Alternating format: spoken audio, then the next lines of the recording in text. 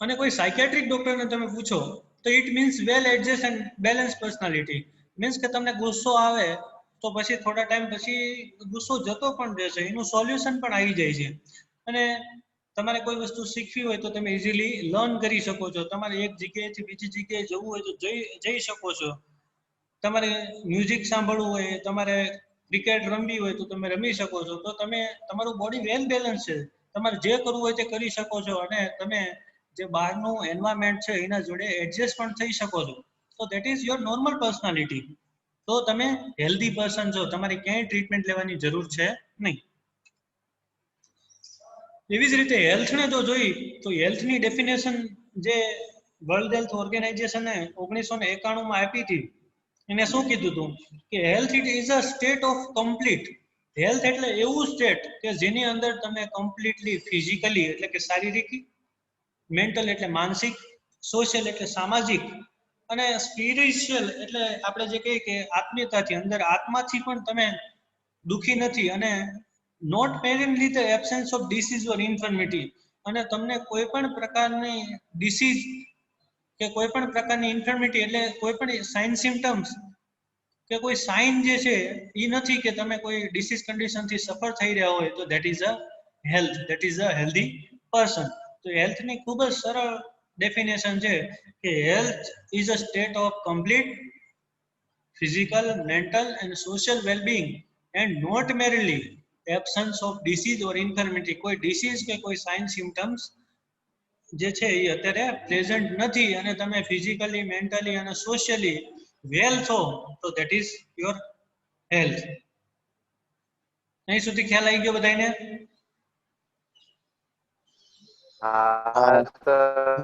હા સર. હા હા. ઓકે. ફિઝિકલ હેલ્થ કોને કહેવાય? It means the adequate body weight, height and circumference as per age, sex with the acceptable level of vision, hearing, locomotion, movement, acceptable level of pulse rate, blood pressure, respiratory rate, chest circumference, head circumference and waist hip ratio. એટલે physical health એને કહેવાય કે તમારી ઉંમર મુજબ તમારું વજન હોય, તમારી હાઇટ હોય, તમારી એજ જે છે એ પ્રમાણે તમારા બોડી જે છે એની મુવમેન્ટ હોય, તમારી વિઝન, હિયરિંગ, મુવમેન્ટ, તમારા પલ્સ રેટ, બ્લડ પ્રેશર, તમારા રેસ્પિરેટરી રેટ, તમારી ચેસ્ટ જે છે એનું સર્કમફેરન્સ અને waist hip ratio. That means કે તમારી જે કમર જે છે એની સાઇઝ એ તમારા ઉંમર પ્રમાણે હોય તો તમે ફિઝિકલી ફિટ છો. તમારે કોઈની જોડેથી ટ્રીટમેન્ટ લેવાની જરૂર છે નહીં. You are a physically healthy person.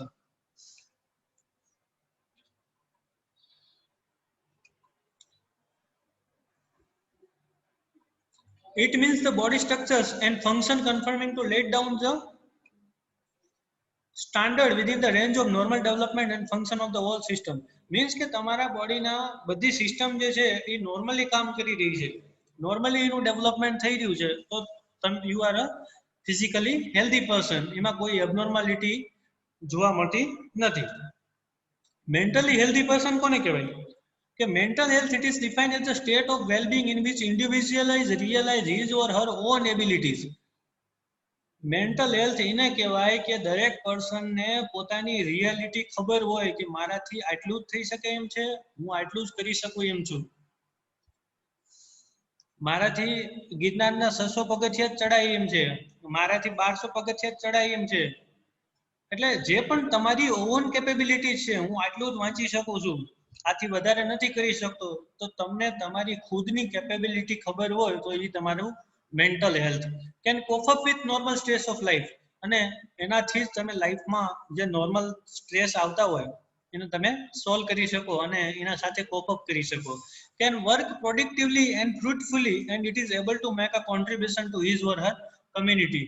અને એના દ્વારા જ તમે તમારી લાઈફમાં કંઈક ફાળો આપી શકો, કંઈક કોન્ટ્રીબ્યુશન તમારું આપી શકો. જ્યારે તમને તમારી ખુદના મેન્ટલ હેલ્થની ખબર હોય કે હું આટલું વાંચી શકું છું, મારાથી આટલી પ્રિપેરેશન થઈ શકે છે, હું એક દિવસમાં આટલું જ લખી શકું છું.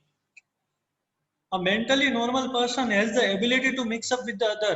મેન્ટલી હેલ્ધી પર્સન એને પણ કહેવાય કે જે બીજા જોડે ભળી જતા હોય, બીજાના વિચારો જોડે તાલમેલ થઈ શકતા હોય. He or she make a friendship અને એકબીજા જોડે ફ્રેન્ડ્સ થી રહેતા હોય, behave in the balance manner, અને બેલેન્સ મેનરમાં પોતાનું બિહેવિયર બધા જોડે હોય, keeps himself tidy and observe adequate personal hygiene, means કે ટાઇડી યુનિફોર્મમાં આવતા હોય અને પર્સનલ હાઇજીન પણ મેન્ટેન કરતા હોય, વેલ ઓરિએન્ટેડ ટુ ટાઈમ, આ ટાઈમે આવી જવાનું છે એટલે આવી જ જવાનું છે, તો એને મેન્ટલી હેલ્ધી કહેવાય.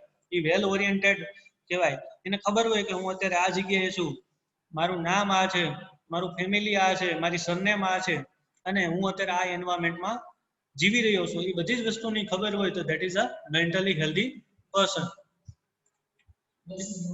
He is a cheerful and happy and enjoy life with the purpose, and he thinks positively and has normal development and contributes fully and is useful and productive to society and nation.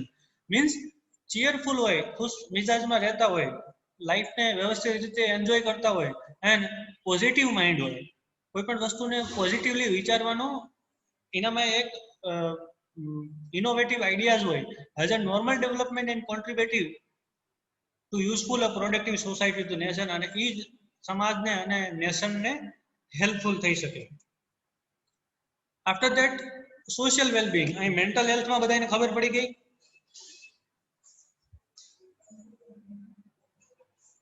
Yes. हाँ sir. Sir. हाँ. Okay. Social well-being. It is the third dimension of health. આ જે social wellbeing જે છે એ ત્રીજું dimension છે. પહેલું physical હતું, બીજું કયું હતું? Mental. મેન્ટલ. સરસ. Mental. સોશિયલ વેલબિંગ જે છે એ આપણે કાલથી ભણશું, બરોબર? એટલે થોડુંક લાંબુ છે, એટલે પછી કાલ વચ્ચેથી અધવસાળેથી પછી મેમરી લોસ ન થઈ જાય. Yes sir. બરોબર? Yes sir. Yes sir. Okay sir. Yes sir. બધા 1 મિનિટ માટે વિડિયો ચાલુ કરે પોતપોતાના. Yes sir.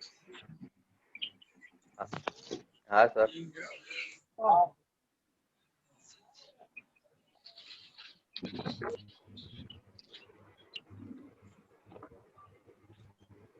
क्या वीडियो चालू?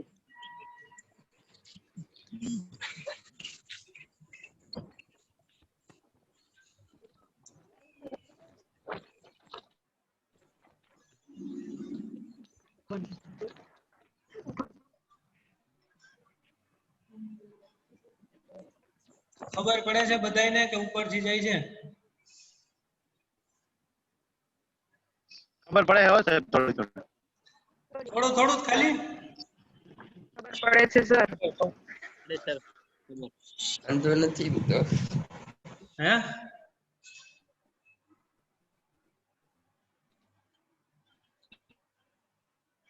બધાયના ફેસ દેખાય છે એકબીજાને? આ થોડી થોડી ખબર પડે સાહેબ.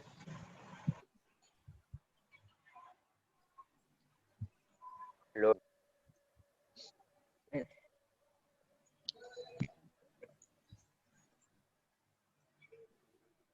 વિશાલ, હા સર. ખબર પડે છે?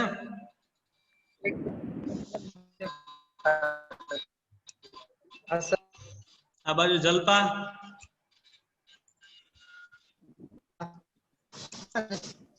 આમ જ ભણવાની મજા આવે. હે? સાહેબ આમ લેક્ચર લઉં ને તો જ મજા આવે. એમાં આમાં હા. हाँ सर. આમાં મજા આવે છે? હા. हाँ साहब. એટલે આપણે હમણાં 1 મહિનો આવી રીતે જ ભણવાનું, ચાલુ ન થાય ત્યાં સુધી. કોલેજ કે જતી ખોલે. હે? કોલેજ ક્યાં ખોલીએ? કોલેજ દિવાળી પછી. હા. અમારે વહેલા બોલાવે છે પણ ભેગું નથી થાય. Okay sir. બરોબર, એટલે ઘરે બેઠા બેઠા સ્ટે હોમ સ્ટે સેફ ભણો.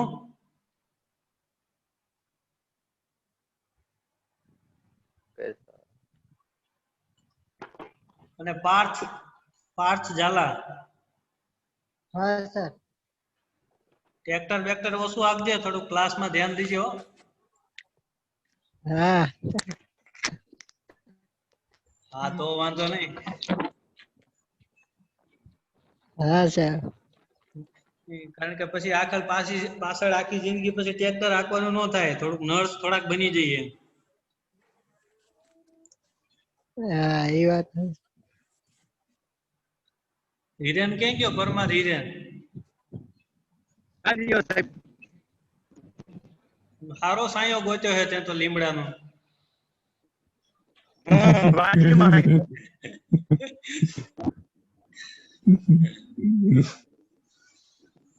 કઈ નહીં, જેટલું ચાલે એટલું દરરોજ ભણતા જાવ બધા. આજે તો ઘણી મજા આવી કાલ કરતા. ઘણા બધા આજે કનેક્ટ થયા છે, એટલે ધીરે ધીરે બધા ખબર પડી જશે. ધીરે ધીરે 1-2 દિવસ એવું લાગશે, પછી તમને એવું થઈ જશે કે ભાઈ નોર્મલી મેન્ટલી હેલ્ધી થઈ જશે. પછી હમણાંથી બોર થઈ ગયા હતા ને. हाँ हाँ हाँ સારું, ચલો હવે નેક્સ્ટ લેક્ચર કોનો છે? ભગીરથ સર ઓહો, તો વાંધો નથી, રજા ઉપર એમ ને. અજય નથી. 1 કલાક રેસ્ટ. હા ઓકે સર. પછી 4 થી 5 માં બધા કનેક્ટ થઈ જજો, બરોબર? અને આજે ઓકે હા સર. અને આજે જે નોટ આપણે જે લેક્ચર લીધું એની નોટ બધાય લખી નાખવાની. સર પણ હાયર નથી લખી શકાતું. શું છે? પાછળ રહી જાય લખવામાં. શું થાય છે? સ્લાઇડ તમે ચેન્જ કરી નાખી હોય, સ્લાઇડ તમે ચેન્જ કરી નાખી હોય, 2-4 લીટી લખવાની મારે બાકી રહી જાય છે. અરે આપણે મેલમાં બધાયને પીપીટી મોકલીએ જ છીએ ને. મેલ આઈડી માં મારે નથી આવતી સાહેબ. મેલમાં ન આવતું હોય તો વોટ્સઅપમાં મેલ આઈડી મને વોટ્સઅપ કરી દો, એટલે હું ફરીથી તમને એડ કરી દઉં. Okay sir. એટલે આપણે જે ક્લાસનું તમને જે નોટ આપી તમારે જોડે તમે 4 વર્ષ સુધી રહી શકે. કદાચ હું હોઉં કે ન હોઉં, પણ એમએસએ ની નોટ તમારી પાસે રહેશે.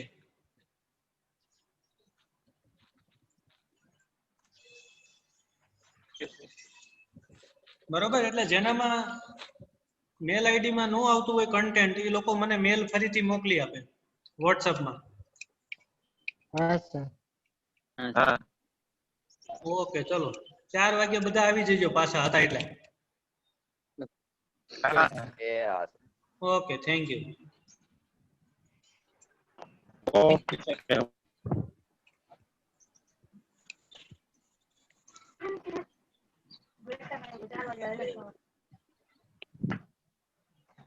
આપણે ચાલુ રાખો. ચલો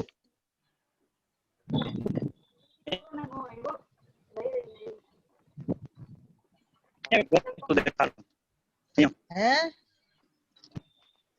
અહીંયા તો બેન અહીંયા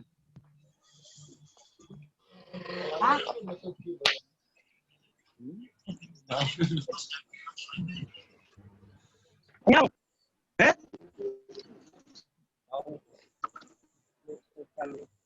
क्या